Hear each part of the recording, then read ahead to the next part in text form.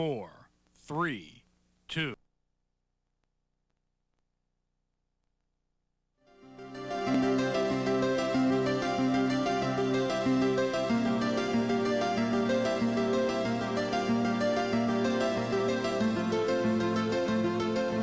Welcome to Westchester Jewish Community Services. As a leading agency in providing a comprehensive spectrum of human services, we have been helping people since 1943. We serve all people in Westchester County, regardless of age, income, or ethnicity. We provide a wide variety of essential and dynamic services that make a difference in people's lives. Children, teens, adults, and senior citizens are served by our network of programs located throughout the county. When people come to us for assistance, they become part of the WJCS family. Our highly trained and skilled staff focus on you and your family and are committed to becoming your partner in finding solutions.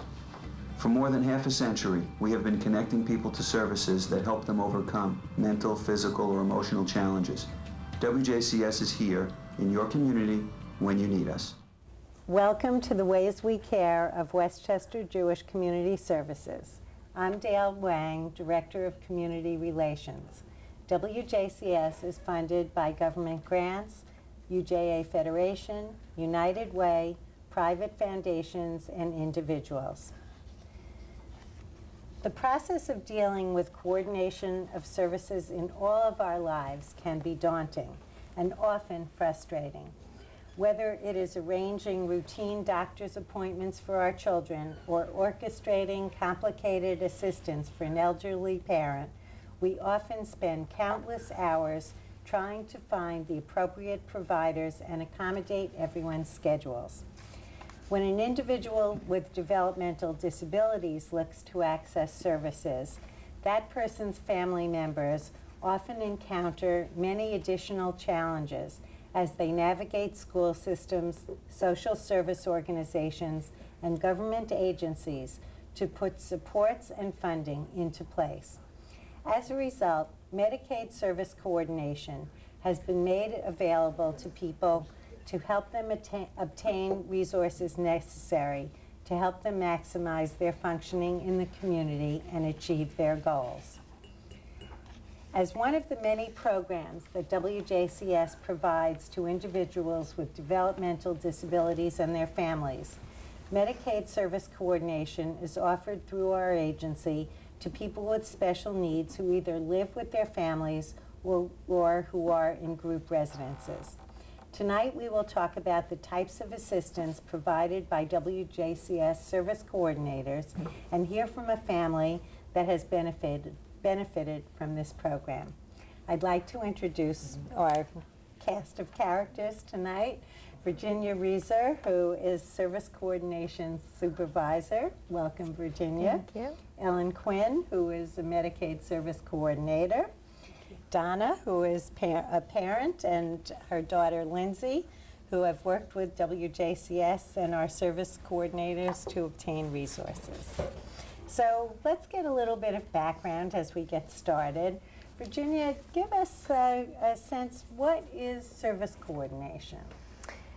Medicaid service coordination is a service that is provided by OMRDD, which is the Office of Mental Retardation and Developmental Disability, and it's a service that helps people gain access to the supports and services they need to achieve their goals. The primary concepts that we promote are self-determination and choice, individualized services, and consumer satisfaction. So we use a person-centered planning approach. We put the person first. The person chooses what they want, they determine their goals, and they guide us. They guide their circle of support in telling us what they need. What would bring a person or a family to look for service coordination? Most of the time we get calls from parents when their children are in school and they are going to be graduating from school. So they need help with transition planning, the transition from school into the community. From high school. Right. And when Right. services that are generally provided are being discontinued, or you have to enter a whole different Right, system? Okay. right. So that's usually, the point that families will give us a call. We like when families give us a call early on. Transition planning should start when a child is 13, 14 years old, but most of the time we get calls when, the person is 19, 18. So that's when we have to kind of rush in and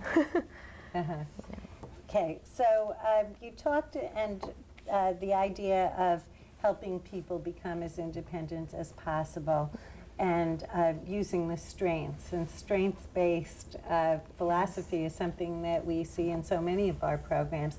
How does that work itself out in terms of service coordination? Well, we always put things in the positive. We like to be creative. We think out of the box. We see obstacles, but we always think, okay, how we're going to overcome.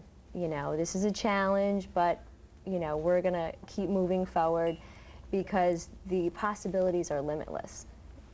People can achieve whatever they want. Whatever their hopes and dreams are, they can do it, and we're going to be right by their side. So it's not only a plan that helps people find a job or find a place to live. It's sort of a life plan. Oh, Is gosh, that how yeah. you would describe it? Give me a sense of the kinds of things that go into an individualized service plan. Kinds of things are the person's likes and dislikes, what they want to do for their future, if they want to get a job, if they want to volunteer, if they want to go back to school, if they want to learn to drive a car. So we work from the basis what the individual wants and has their interests, and we develop a plan. We sit with the individual and his family and her family, and we come up with a list of value and outcomes. It could be Lindsay would like to become an actress. Lindsay would like to go to Disney World, and whatever it is that they would like, and we work on that, and we say, how can we achieve that final goal or outcome? And we start small and we build, and hopefully that their dreams will come true. And it's working with the person and their family and their supports, their natural supports and their community supports, and we develop a full plan and we work from there. And who is eligible for this type of service coordination? OMRDD eligibility is determined by a diagnosis of developmental disability or mental retardation before the age of 22. That's the primary criteria. So someone has... And they have to have Medicaid. And 'cause it's they in have Medicaid as a result of what makes them eligible for Medicaid? It could be, well, primarily it's financial, and then medical need. Okay. And once a family is eligible, how do they go about selecting a provider? They can contact the Developmental Disability Services Office for a list of Medicaid service coordination vendors, and then they contact the vendors and they start interviewing. First, hopefully the vendor has availability, because OMRDD has a maximum caseload for MSCs. So they have to call the vendors, check for availability, and then whoever's available, the vendor agency would send out a person for them to interview, because it's their choice who they want to work with. So they may get a list, and then it's up to the family to figure out whether a particular agency is appropriate for their needs. Right, or a particular person, It has to be a good fit, because it's about relationship. So once the person decides who they want to work with, the agency, or the Medicaid service coordinator, then the vendor agency fills out an application, sends it to the DDSO, Developmental Disability Services Office. It's approved, and then we start. Then they start the process from there. Okay, let's, this is a little funny setup, but let's go to this side of the table, and let's hear how this actually worked for your family, Donna. Lindsay, you want to talk? This WJCS has officially been great for my family. Like, I go through all my programs through this program. I go through WJCS through Ellen Quinn, who made the WJCS possible, and I go to bowling through Ellen Quinn. I go through I go to bowling. I go That's to through Southeast. that's through Southeast Consortium. I go to another step, which is That came through. that's another step through WJCS. It's another place where another step is where you going out on a daily basis, and you meet and you see friends, and you like make a good relationship, a good friends, good family, and it's honestly it's been going great for me, and I hope this will continue to build up in my life and to continue what I do. And thank you. So Lindsay, when did you start with us, with Medicaid Service Coordination? I started that with Rebecca Edelman and Jeannie first. with Jeannie, and then Rebecca Edelman, Rebecca. then Rebecca. And now, just recently, Ellen, who's our new service coordinator. But we started a little bit differently. We didn't really start way back. What happened with us is when Lindsay graduated from high school, I was always used to planning her activities and setting her up in her programs, and we had a lot of things going. She had her job, which she can tell you about, at the Toy Box, and they've been wonderful there to her, absolutely incredible. She had a lot in place, and we continued to have a lot in place. But then for 2 years, I'd say it was about 2 years post-high school, and truthfully, I was sort of staving it off a little bit, you know, having this. But, and we didn't seem to have a need yet. But what happened was, as Lindsay mentioned, the program Another Step, we decided, she was home a lot with me during the day on the hours when she wasn't at her job. And we needed a daytime program for a lot of reasons.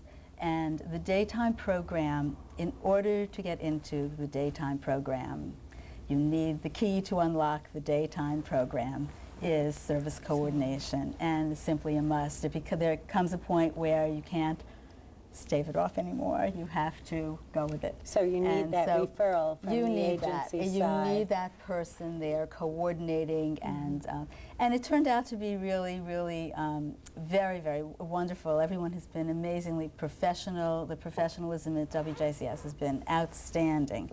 The forms that you get in this life, there are tons of forms we have to fill out as parents. There are constant forms, and it's been terrific because the barrage of forms that came for Another Step and for whatever the programs would be.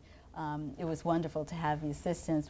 Jeannie was our first service coordinator, and you may remember her, and Rebecca, whom we had also a wonderful relationship with over time, and now Ellen.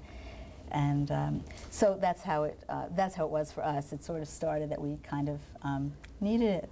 So that's And as a result of doing that, have you found that things are a little bit easier, or that you feel you have a partner in helping Lindsay move on to the next steps in her life? Absolutely, a true partner. I feel that the people who, the service coordinators who have always come, have addressed Lindsay, have spoken to her directly with warmth and caring and consideration, and that she is the prime focus, and that you know, they've given her their cards. They've made it really very professional with Lindsay, and you know, this is wonderful for a parent to see, because, you know, one of the things that we're doing here is providing for her future, and this is, you know, the beginning of, you know, the provisions for her future. And I think that, you know, in a couple of ways, you know, in a lot of ways. And so I'm very happy to see, and you know, in my observations, all of the professionalism and the caring and the forethought that is conveyed to me by the staff at WJCS, because as you look down the road in the future to her the caring hands of the future, have a very good feeling that this is the agency that we have selected, and this is the agency that will go forward in Lindsay's life with her, and in a lot of ways, because as you know, the future of a group home in Lindsay's future is out there, and she's been selected as one of the 6 young ladies who will be who will move into the High House group home that is being worked on right now so beautifully and so thoughtfully,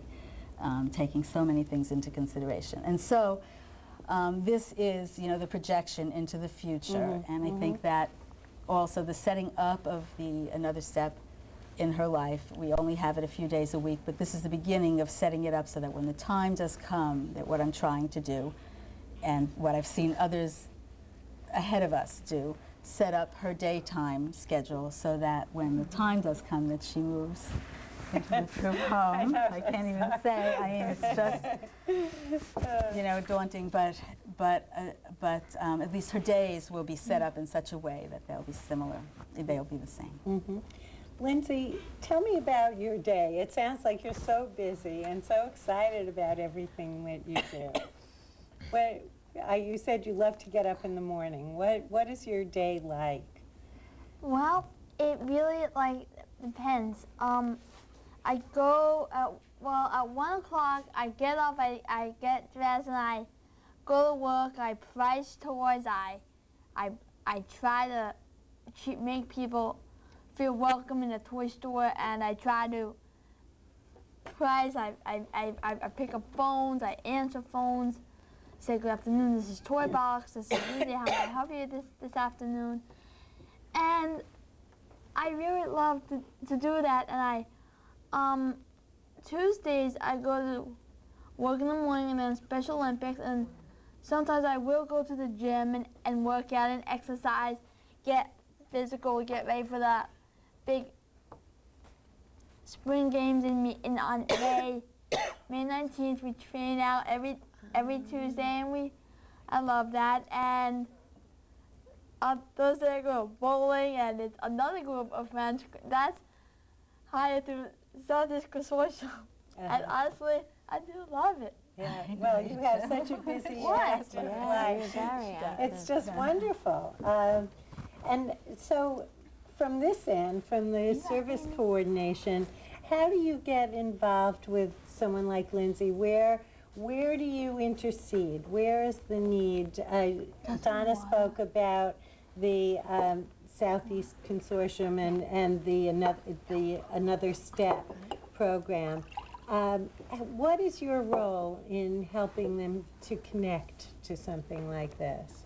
Oh, we make referrals. We find, if you want to go to a day program, we find a day program. We visit a day program. You have an interview there.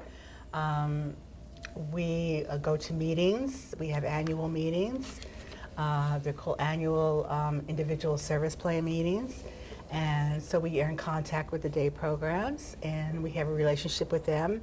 I visit Lindsay and the other people on my caseload. We visit them in their day programs or their work sites to see how they're doing. We advocate for them if there's a problem or they wanted to do something differently there. We'll advocate for them to actually try that. Let's say they wanted to go to a specific, like Michael's Arts and Crafts maybe. They wanted to go there to volunteer or go there in their day program to do some arts and crafts. We could ask if that could be possibly arranged. So we coordinate services, we assist, we visit them. If you identify issues or problems, what is the process of helping someone to work through some of a sticky issue or something that may come up that you don't feel is working for that individual in a particular site? I think the most important thing is to get the circle of support, at the table and get everybody on the same page and just, lay it out and say, okay, what does Lindsay want? What are her valued outcomes? And then everybody brainstorming and saying, okay, well, you know, we're trying this, but this is not working. Okay, so let's be creative, you know, again, there's no limits here. So you start networking, you start researching, you start talking to, you know, other people that are in the field, and then, you know, the ideas start coming and things start moving. So I think primarily getting everybody, you know, on the same page. Do you ever run into a situation where you feel either the person's goals are unrealistic and you have to help make a change for that, or the family is concerned that these are not the right direction for a person, and you need to be a go-between in that way? What I say is that, you know, the person makes their goal. So if something may seem unrealistic to us, the Medicaid Service Coordinator brings information to the person to help them perhaps gain a better understanding, you know, of the situation, and then the person themselves makes the change. But it's not up to us to say that goal is unrealistic, that goal is unreachable. The person comes to that understanding. Mm-hmm. And that's our job, to facilitate that. Right. So, because it's about informed choice. Donna, have there been situations where you've sat down with Lindsay and tried to talk about what the future's going to look like for her, in terms of the planning from your family and the group home? Particularly. Yes, absolutely, absolutely. We've had discussions about the upcoming group home, and we're so glad that it's a couple of years off. You know, it takes a while, but no, we have had discussions, and you know, the family, we go through the emotions of it. You know, really, we know that it's the right thing. Our heads know that it's the right thing and the correct thing, and what we have to do for the future for her. But you know, our hearts get pulled. Well, because, you know, the thought I think that she'll be people gone. don't necessarily realize what a major step this is for families. You have a son who went off to college, but Yes, this is, right, you know, right. Lindsay, you And this were, is what I tell Lindsay, that it's going to be, I tell her two things. I tell her that it's going to be like college, and I tell her also that it's going to be like camp, because she went to camp, and she knows what it's like to live with other girls, women, and to have social times with them, and to eat together, and to live together in that way. So it draws a parallel there. So I try to, you know, but she has her moments also of being very, very concerned, and then being very excited. So I think it's, how are you feeling about a move down the road into a home with other people? Well, honestly, it's not scary at all for me, but honestly, I'm just happy.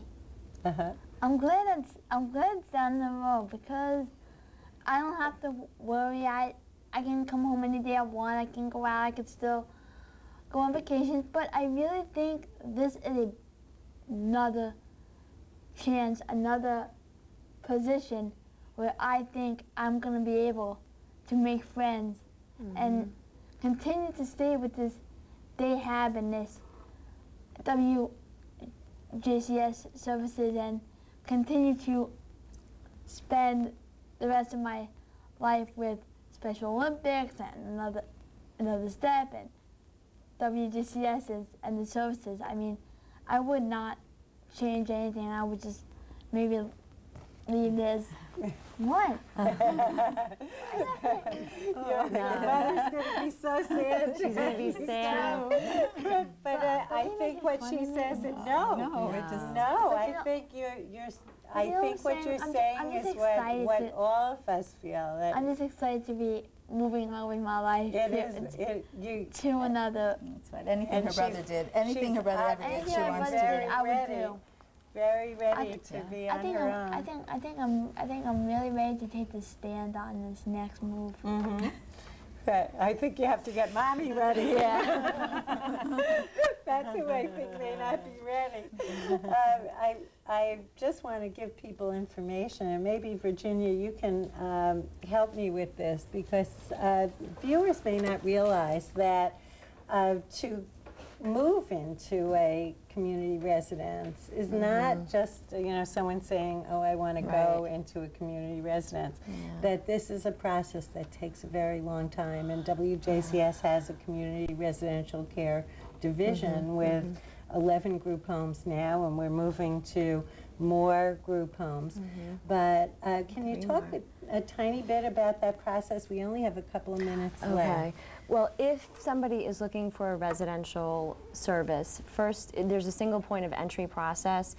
You have to apply to Department of Community Mental Health and get on the New York Cares list, which, people can be on for many, many years. So we encourage people to get on as soon as possible. Even if you're a very young adult and you think, okay, well, maybe, 10 years down the road, it's important to get on that list. And your service coordinator can help you get on that list, provide the paperwork necessary, application forms, and submit them for you to the County of Mental Health. So.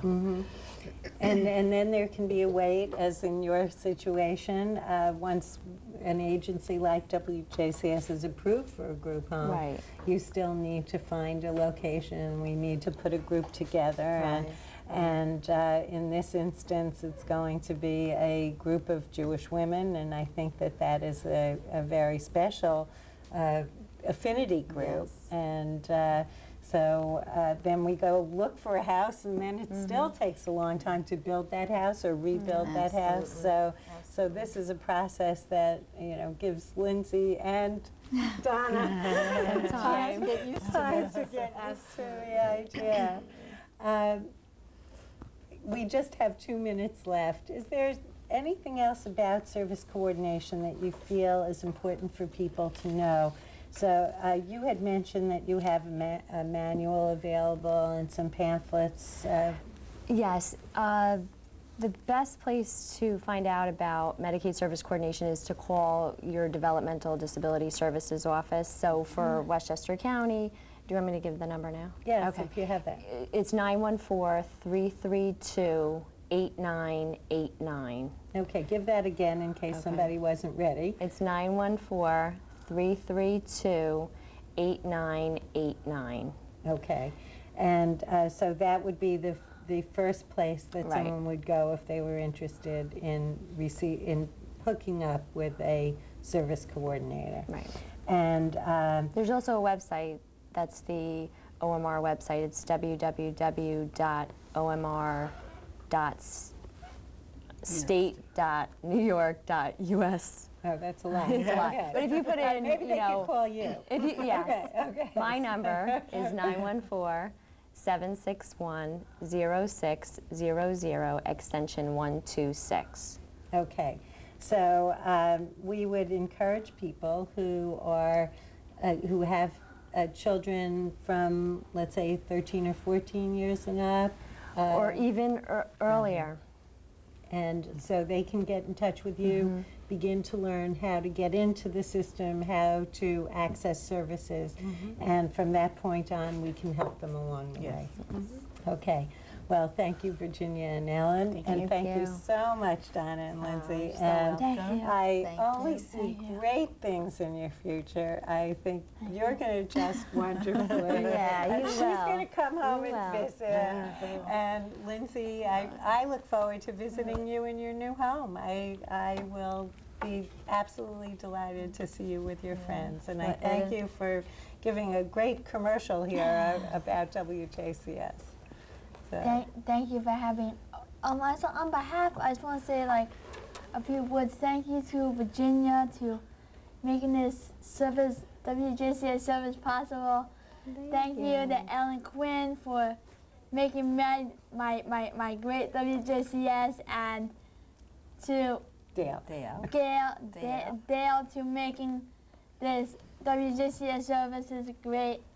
And thank you to my mom for making this group, Dad. and Dad. Forget Dad. Okay, well, we've run out of time. And Dad making it So- possible, but thank you both very much for having Thank me you here. so Thanks, much. Lindsay. Thank you. Thank you very And much.